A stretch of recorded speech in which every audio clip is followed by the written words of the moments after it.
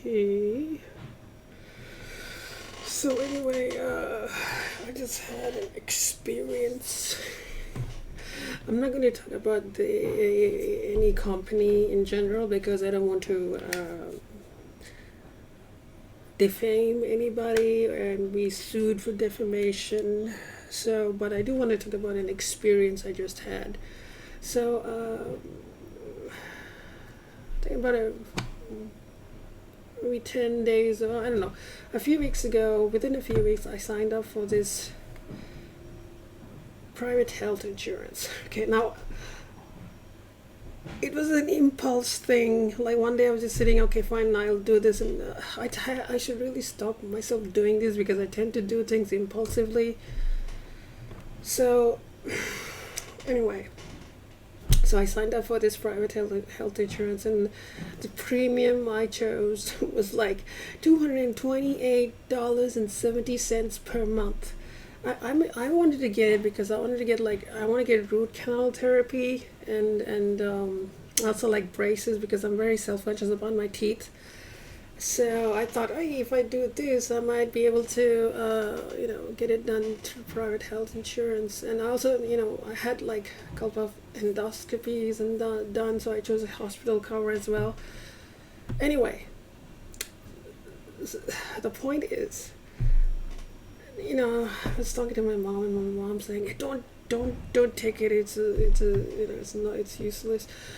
I just So anyway, today it just occurred to me that this private health insurance thing set up by the government is a scam, in my opinion, because we have healthcare is free in this, but dental care is not. Dental care is still, you gotta pay for it.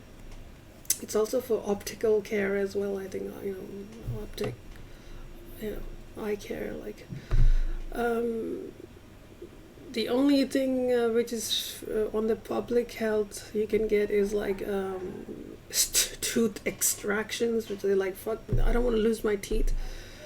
Anyway, so I was just calculating. So anyway, look, trying to cancel any membership, I knew it. I knew, like, if I was going to try and cancel this, they're going to try and stop me from canceling it, or they're going to try and make it very difficult. And this is just coercion. This is coercion by, it's almost like they're teaching. So, like, it's like they train the staff. You see, the staff, because I think the phone calls are even recorded. So their staff is told, you're going to have to work hard to stop people from canceling membership. The staff has an incentive to stop you from, because they want to keep their jobs, you see. So the company has probably makes them train the staff to get you to stop canceling or whatever. So I don't blame the staff, I'm not, when I was talking to this person, I could tell that this person was like trying to say some lines, like they probably teach them like, oh, so what made you decide to change this? Why did you? I'm just sitting there and thinking, this is so coercive. This is I don't need to tell you why I want to cancel I just want to cancel, but they just keep on pushing you, and I just ended up saying, I was at one point, I was like thinking, maybe I should keep a little bit of this, like, but I stuck to my guns and I ended up canceling it. And I see this coercion everywhere. It's like, even like if I go to I went to my Microsoft account, and I wanted to cancel this Xbox Pass, because I don't even use it. It's like $15.95 a month. And when I canceled it, okay, I try to cancel it, and every time when I go into the thing, it shows me up like a reminder. Your thing is gonna expire in less than 1 week. I'm like, why is this always popping up? The whole like years ago, I think years ago, if a company did stuff like this, you could report them, or it was not a proper policy to do stuff like this, to keep on reminding people, hey, you're going to expire. It's like a type of harassment, coercion. But now it's like even like big companies like Microsoft are doing it. It's like the whole culture has changed into this thing like we're gonna bully people into doing this. And the reason I think this whole healthcare is a scam is because if I took out my policy, right, and mine is not the highest policy as well. It's like a they have in Australia they have this thing called hospital cover and extras. And extras, they put the dental care in the extras category, so you can just get the extras or the hospital cover. And I chose like a lowish level hospital, but the highest level extras. So in this particular company anyway, so if it's 228.70 and you multiply that by 12, so that'll be like, I would be like spending $2,744.40 a year on this, right? So I mean, I don't see the dentist every year. I only see the dentist when I need to. So a root canal would be like 1,800 to 1,200, let's say. So even if it's 1,200, if I get 2 root canals, I mean, I hate talking like this. This is another thing I found very disgusting about this whole process. Is like when I was talking to this person, they're asking me specific medical questions like, "What do you want to do?" And I'm like, I don't want to talk about my medical issues with you. You're not a doc. You're not my doctor. Why do I want to talk to you about what I want to get done and not want to get done? So that's one issue, the privacy thing. And the second issue, it's so like disgusting. Like you're talking about your body parts and illness. It's so grotesque.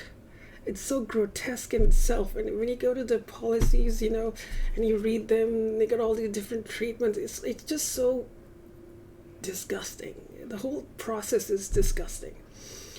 I mean, it just feels very macabre, very inhuman. It's just why do it you know when you read these, like what they cover and don't cover, is like anyway. So even now I don't feel like talking about this because it makes me feel like it's just reducing human beings into body parts and procedures and I guess if you're a doctor you might do that, but if you're a normal person, you don't want to, like, in a medical setting, a medical context, fine, you want to talk about that, but in the normal human interaction you don't want to talk about this. Anyway, so the reason I say it's coercive is because it's the Australian government. They put this thing called a lifetime loading sort of thing, right? So this thing basically, like after you turn 31 years old, and if you do not have a private health insurance, what they do is for every year after that, they put this 2% additional, like a tax on any premium you get. Like so for instance, I signed up for this thing when I was 41, right? So that'll be 10 years. So I would have to get, like, for me they would put like 10 times 2 is like 20, so 20% extra above any premium. So if like, for instance, if the premium I chose is like the standard value is 100, I would have to pay 120 because for these 10 years I didn't have healthcare insurance, and that's just, so they put that extra 20%, and this can go all the way up to 70%. So theoretically, let's say years down, I don't want to think about it, but the maximum they can charge is 70% extra. So if a premium is 100, the maximum the government will put this tax thing on you is like, then you have to pay $170, all right? That's what they, so this is like to pressure you into getting this healthcare thing. And imagine like you end up like paying like for me, I end up paying $2,700, and I rarely use healthcare. You know, I'm only trying to, and dentistry. I'd rather save up that money. You know, I could save up that 2,700 and get the treatment I want done. You know, and besides, the healthcare is still there. Okay, you have to wait a few months maybe, but it's like it's not like you have to pay for the public healthcare system. Like I've got stuff done on the public healthcare, but if you're in private, okay, you might get it done a bit early. But anyway, so for me, the fact that they're putting this extra tax, that's the coercion bit. And the funny thing is they've got this other thing which is like a government rebate. So this rebate thing is like, if you're in a certain income bracket, like they give you like a sort of a discount. So if you earn less than 90,000 per year, the government gives you like a rebate of like 25 point, for me it's 25.059%. So like for that, what that means is if the premium is $100 a month, I will pay like 100 minus 25.059. So when you take the whole tax thing, like because of my failure to take private health insurance, so the rebate is 25.059, and the tax thing, you know, because so for me the actual money I would have to pay is like 5.059% more than my premium. So if my premium was 100 per month, I would pay 105 around $105 per month. But my premium is much more expensive than that. So anyway, the point is, I'm just so tired of all these corporations just coercing you. They're not letting you, like, I don't blame the employees. I think it's the culture that we grew up in, that this coercive culture, this kind of bullying. My idea is, if I call them up and if I say I want to cancel this, they should just accept it. I don't want you to ask me questions and why and all that. Today's going to be very hot, and today's the 30th. Tomorrow is like going to be, what is it? Tomorrow is going to be 43 degrees centigrade.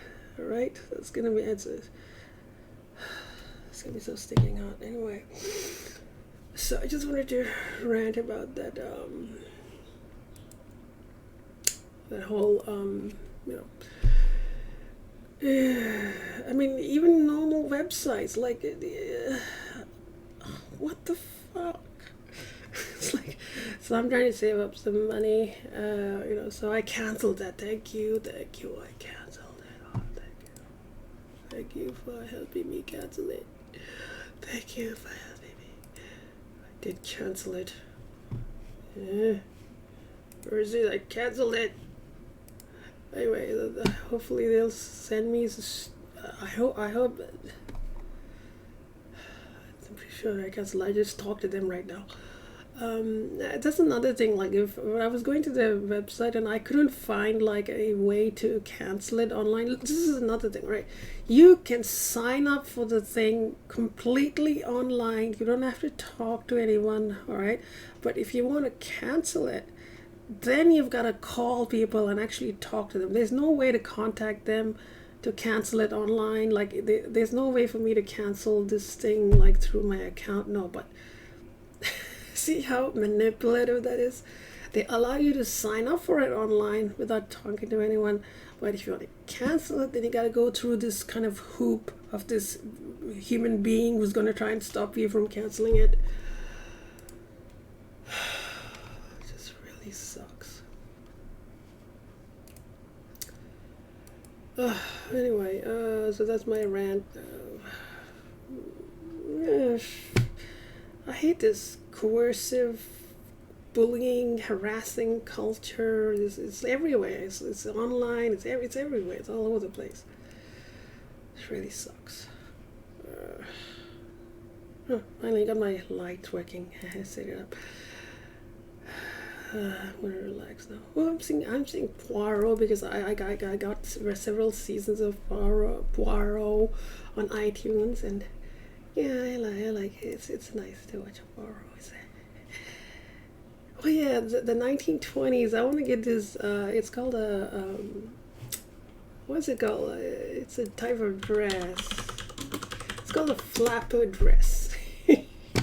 I want to get a 1920s flapper dress. Dress. Oh, gotta speak. I want to get a 1920s flapper dress because I think Poirot is after 19, so 1940s. But yes, it is this costume, Blossom Costumes. I don't want to get a costume. I want to go and get one from Etsy. Or better yet, I want to learn how to make dresses myself. Like I want to teach myself because I feel like the quality of the dresses you buy these days are so bad because everything. So I'd rather make like a skirt or a blouse or some kind of outfit or dress for me, and I'll make it with the very good quality, like good thread, good cloth, and all of this, and good stitching. So that would be good. Okay, let's sign up. It's so hot. It's so hot. It usually gets the hottest between 2, 3, and 4. During the maximum is gonna be what? It's gonna be maximum like 32. Wait, 32. Yeah. Oh shit. No. It's gonna be that's now. The maximum is gonna be like 37. 37 degrees around 3 p.m. And tomorrow it's gonna be 43. But on Wednesday it's gonna be 28 because I think tomorrow evening you get a cool wind. Anyway,